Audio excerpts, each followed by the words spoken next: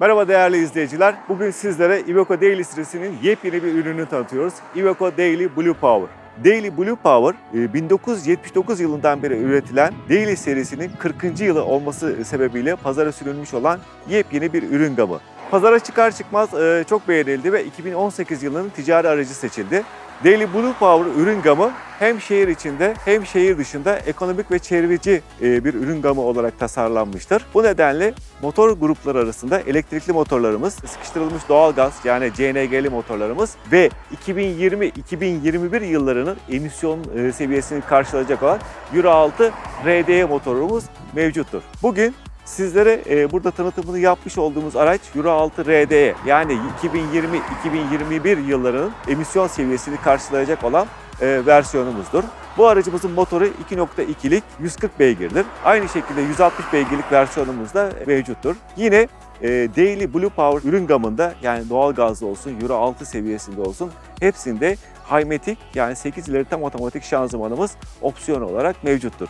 Iveco kurulduğu tarihten itibaren ticari araç ve motor üretici olan bir marka. Dünya çapında pek çok üretici Iveco marka motorları bugün kullanmaktadır. Yapılan Ar-Ge çalışmaları sonucunda her tonaj için dizel motorlar dışında sıkıştırılmış doğalgaz ve likit doğalgaz gibi alternatif yakıtlı motorlarımız da mevcuttur. 2018 yılının başından itibaren ülkemizde hafif ticari araçlar için emisyon seviyesi Euro 6 olmuştur. Biz de Iveco olarak 2018'in başından beri Daily serisinde Euro 6 versiyonlarımızı Türkiye pazarına sunmuş bulunmaktayız. Bizim Euro 6 motorlarımızda en büyük avantajımız SCR'siz, AdBlue'suz yani herhangi bir katkı olmadan Euro 6 emisyon seviyesini karşılayabilmemizdir. Daily Blue Power konsept olarak ekonomik, verimli, performanslı ve çevreci bir araç olarak pazara sürülmüş yepyeni bir ürün gamı. Daily Blue Power'daki yeniliklerimiz şunlar. Bir kere motorumuz komple farklı. Euro 6 2020-2021 emisyon seviyesi karşılayacak şekilde bir motora sahip. Ön panjurumuz mavi, yan kaplamalarımız ve far içlerimiz mavi.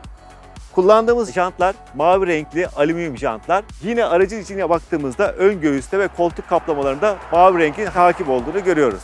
Aracımızın opsiyon paketlerine bakacak olursak yaz paketi ve premium business paketi standart olarak bu araçta sunuluyor.